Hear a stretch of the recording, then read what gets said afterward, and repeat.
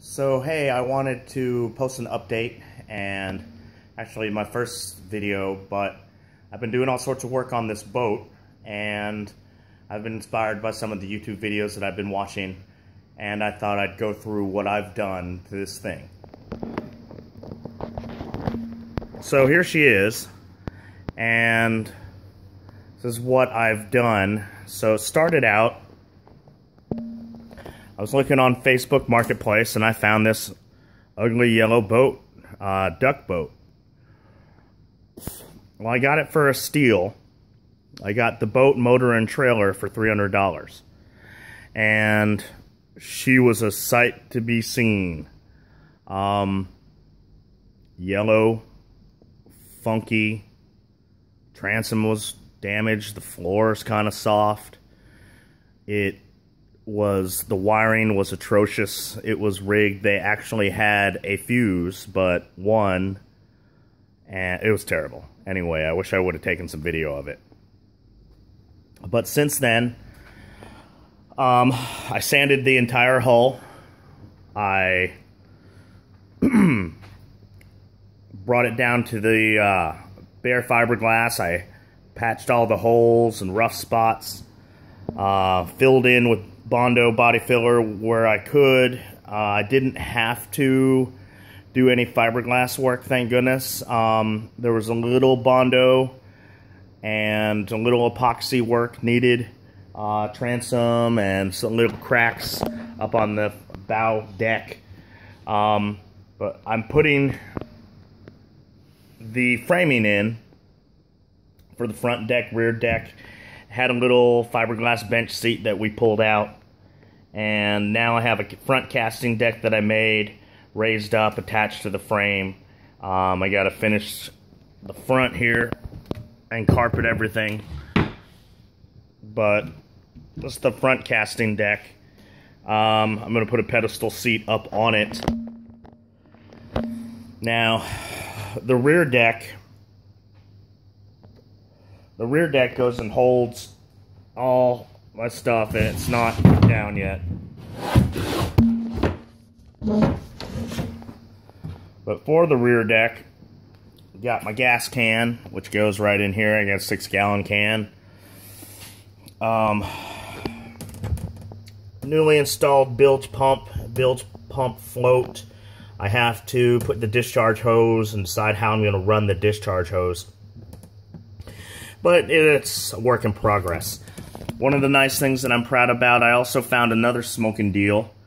I got the battery, the trolling motor for the front, and actually another little 10-foot fiberglass boat that I got on Facebook Marketplace for $100. So now I'm going to have a tiny boat fleet. But this is the first restoration project. Second one, who knows when it'll get done. But reinstalled cleats, painted everything, put the 4 lights on the corners. I have different switches for the front lights and the rear lights. So if I'm docking or if I'm motoring around at night, I can see just the front without lighting up the rear. When I'm launching at dark, I can light up the rear only. It's really nice. I like the way it came out. These 4 lights I got on Amazon. I think the 4 of them were $25. So I've learned to do 12-volt electrical wiring. I've learned all that. Thank you, YouTube. I've learned how to solder. Thank you, YouTube. I've learned how to install LED strips. Thank you, YouTube. Bondo, I knew how to do that working on my crappy van. Coming around the other side, though, one of the proud things I have here is my electronics hatch. This will be secured down, but basically what it is, it's a little snap lock utility box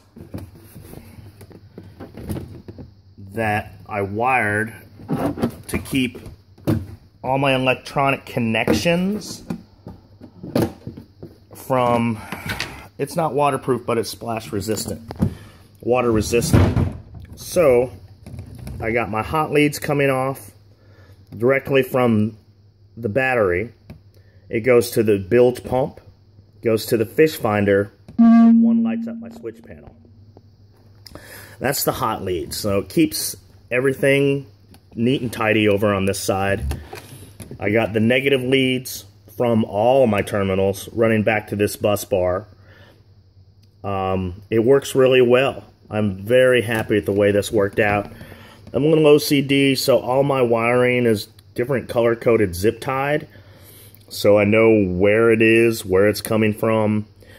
Clean all this up, get some conduit on it and things like that.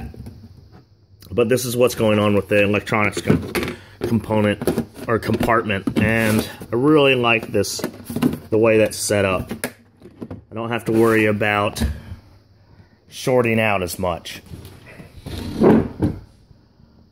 We have a fuse box off my switch panel. So again, this was a whole looking up YouTube and figuring out how the hell to wire a 6-gang switch panel. But I bought this switch panel on YouTube. Really like it. It could be a little better. It's the second one I got. The first one had internal fuses for everything, and they were all 15 amp fuses for it. I didn't really care for it. So I returned it, got this one. I liked the fact that the items, the USB plug and the cigarette car charger adapter were located underneath the switches. I really liked that fact, just so I don't have cords dangling over my switches. Gravity pulls the cords down, and I didn't want the wires all hanging over the switches. But got lots of light. Got the warm white LED, which is nice. I got the black light LED. Got my nav light. I got the 2 in the back again. I got 2 in the front nav light. I have the bilge pump run 2 different ways. I have it on a manual rocker switch. And it's also hooked up to a float, which is hardwired to the battery. So even if the switch is on, if the float activates, the bilge will pump out. So I like the way that's run as well.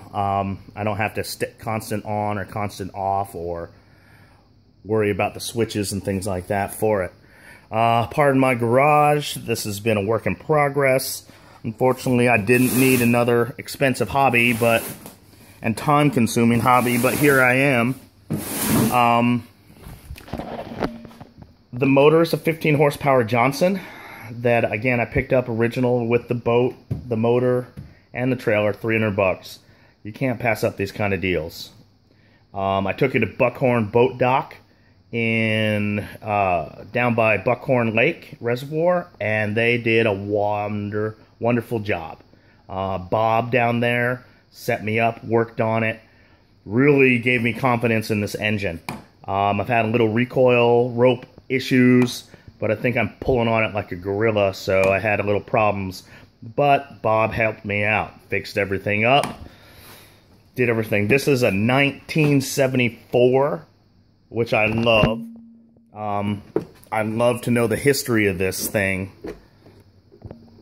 Love it. It's, pardon my camera action, but it's even stamped on the inside, May 8th, 1974. And that's just friggin' awesome. This thing is a year younger than I am, and I think about all the places I've been and what I've done over my 44 years. I wonder what this thing has done in its 43. Tough little guy. It's nice to see it up and running. I'm proud to have it on my little 15-footer. Now, some of you might be wondering what the heck I'm doing this for. I love to fish. I can't get enough. Right here, this is where it's going to be at. The name of the boat, Side Chick. That's where I spend all my time, is with my side chick.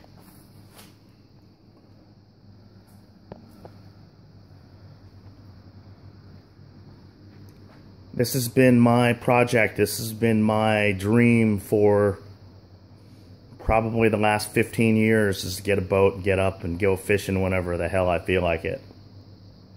Well, I'm within 2 weeks of finishing it out. I got the carpet over in the corner. Thank you, Cabela's. Got the whole thing tan. Got this army tan color. Thanks, Rust-Oleum. All of it's going well. Please input, comment. If you have any questions about the things I've done to it, or how and where to start in your restoration project. I've been watching a lot of Tiny Boat Nation. I've been watching a lot of Fire Ant Fishing. There's some of these YouTube guys. Luke at Catfish and Carp has been awesome. If you get a chance to watch Luke over there, great. Senko Skipper has been helping me as well. These people rock. These videos, these internet things that we can do to access information is absolutely beautiful. This has given me the inspiration to start my side chick, is to work on this boat. I'm a carpenter by trade. I can do wood. Fiberglass, metal, electrician, or wiring. Who would know that I could do this? But I can. I figured it all out. Thank you, YouTube. Click like, please. If you have any questions, I'll answer them. Send me a comment. Give me your input. Tell me what you think of this thing. Thanks a lot.